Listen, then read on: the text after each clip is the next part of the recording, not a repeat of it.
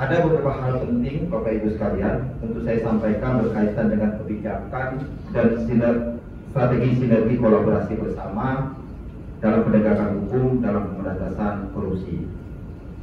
Saya selalu dalam manajemen selaku kepala kejaksaan tinggi selalu saya sampaikan mustahil 4 pilar itu dalam manajemen keberhasilan institusi kita tidak bisa apabila 4 pilar transformasi adaptif, inovatif, dan kolaboratif itu tidak kita lakukan. Kalau tiap rumah Bapak Ibu sekalian, fondasi kita sudah, tapi bagaimana untuk mewujudkan suatu atap dan tujuan kita, 4 pilar yang selalu harus kita bangun.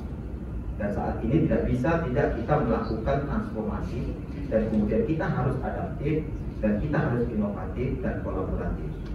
Ini yang perlu pendapat gambaran kita bersama, terutama para APH dan khususnya juga teman-teman saya di APIN. Penegakan hukum yang efektif dan ideal menempatkan upaya pencegahan atau preventif dan penindakan atau represif yang harus berjalan secara paralel, berdampingan dan beriringan. Upaya pencegahan tentu tidak akan efektif Bapak Ibu sekalian tanpa sama sekali dilakukan penindakan dan tegas terhadap pelanggaran yang telah terjadi. Begitu juga sebaliknya. Ketika hukum bersifat represif, maka hukum akan cenderung menjadi sekedar alat tanpa memberikan manfaat bagi kepentingan masyarakat. Penanggulangan tindak pidana korupsi harus juga ditempuh dengan kebijakan integral dan sistematis, yaitu adanya keterpaduan antara kebijakan penanggulangan kejahatan dan keseluruhan kebijakan pembangunan sistem tipe struktural, yaitu ideologi, politik, ekonomi, sosial, dan budaya. Tidak hanya melalui upaya represif dengan penerapan peraturan perundang-undangan, khususnya hukum pidana, dengan sanksinya saja, tetapi juga melalui upaya preventif dan upaya edukatif dengan penerapan yang saling terkait satu sama lain. Oleh karena itu, ada beberapa hal Bapak Ibu yang ingin saya sampaikan kepada Bapak Ibu sekalian terkait 4 pilar tadi dengan hal-hal yang perlu kita satu komitmen bersama. Saya hanya memberikan beberapa masukan dan contoh, yaitu yang pertama komitmen dalam pencegahan korupsi. Ini saya rasakan kita, komitmen kita bersama dalam pencegahan korupsi di APH dan API. Khusus komitmen ini saya masih melihat, kalau saya lihat belum membumi, atau saya selalu mengatakan autoregulatornya belum. Karena itu perlu dirumuskan bersama bagaimana partisipasi konkret KPK, Polri, Kejaksaan, BPK, BPKB, dan Inspektorat sebagai API dalam berkontribusi pada perbaikan indeks persepsi korupsi atau IPK. Oleh karena itu, komitmen bersama saya bentuk dengan mengundang para anggota DPRD, baik provinsi maupun kabupaten, Pak Direktur, dan Bupati Wali Kota. Di situ kita buat suatu fakta integritas, komitmen bersama untuk tidak masuk bermain dalam proyek. Karena Bapak Ibu sekalian, dari perkara-perkara korupsi yang kami teliti, hampir semuanya ini para kadis-kadis yang terkena Bapak Ibu sekalian, atau BPK. Namun sangat menyedihkan, mereka itu tidak pernah mau menyampaikan bahwa ini adalah titipan-titipan, baik itu dari legislatif maupun eksekutif.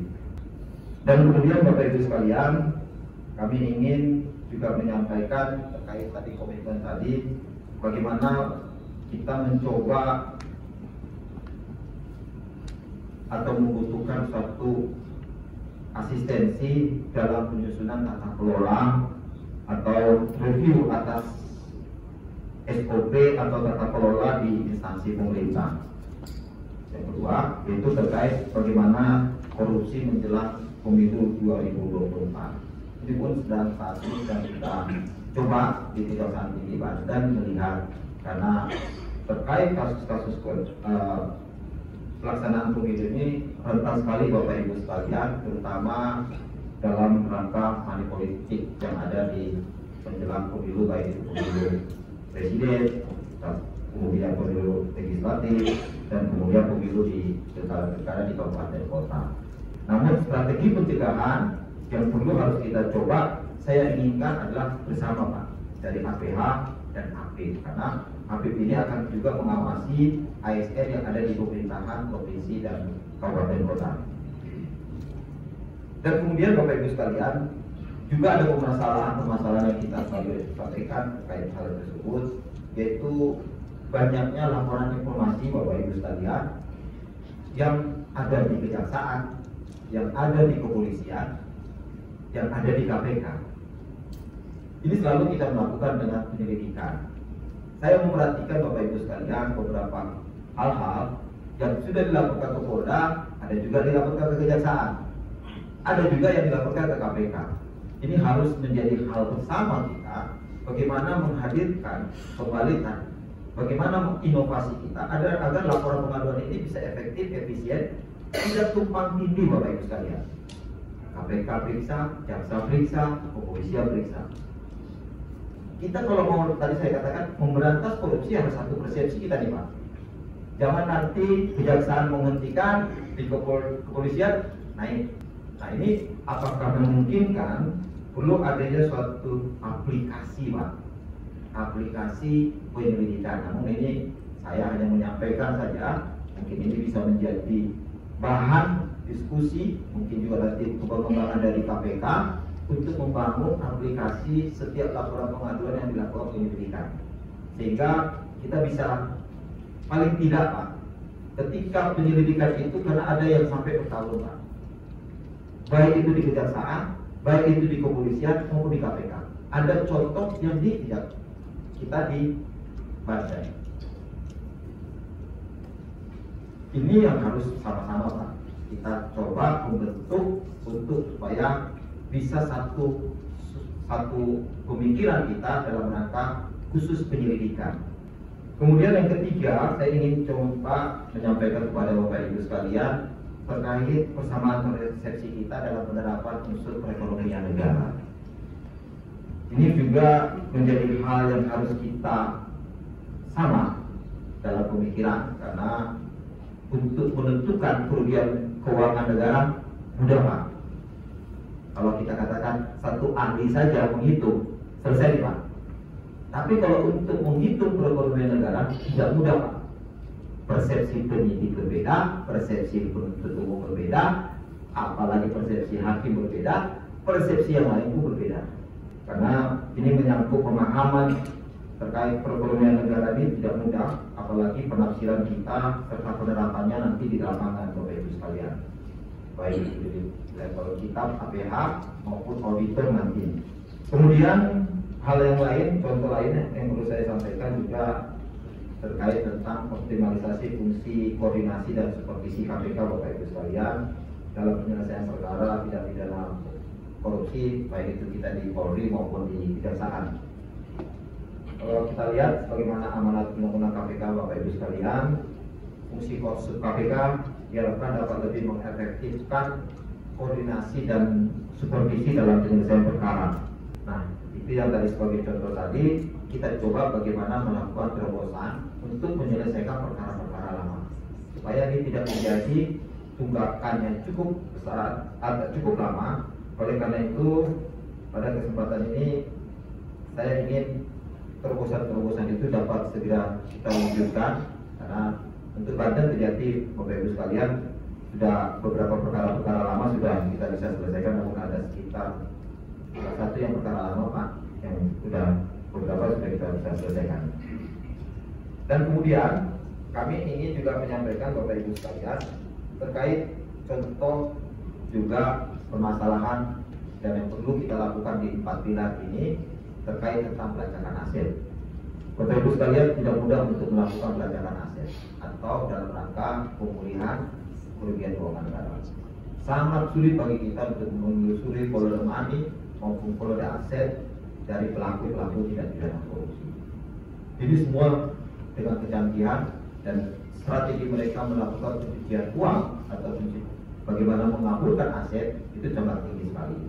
Terutama kami selalu bagaimana mengajak kolaborasi sebenarnya. kita di sini harus jaga kolaborasi. Contoh untuk BPN, terima kasih kami menyampaikan SPDP Pak Direktur dari kasus BPN dari KPK melaporkan bahwa tidak ada uang 14M itu hasil LHKPN. Nah ini kan kolaborasi yang baik Pak.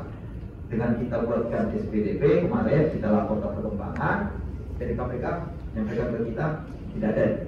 Nah ini kan perlu kolaborasi Pak, karena di LHKPN ini kan data dia selaku ASN ini ada. Nah ini kolaborasi ini, nah kami juga kolaborasi dengan beberapa instansi lain, contohnya di BPN terkait tanah sertifikat.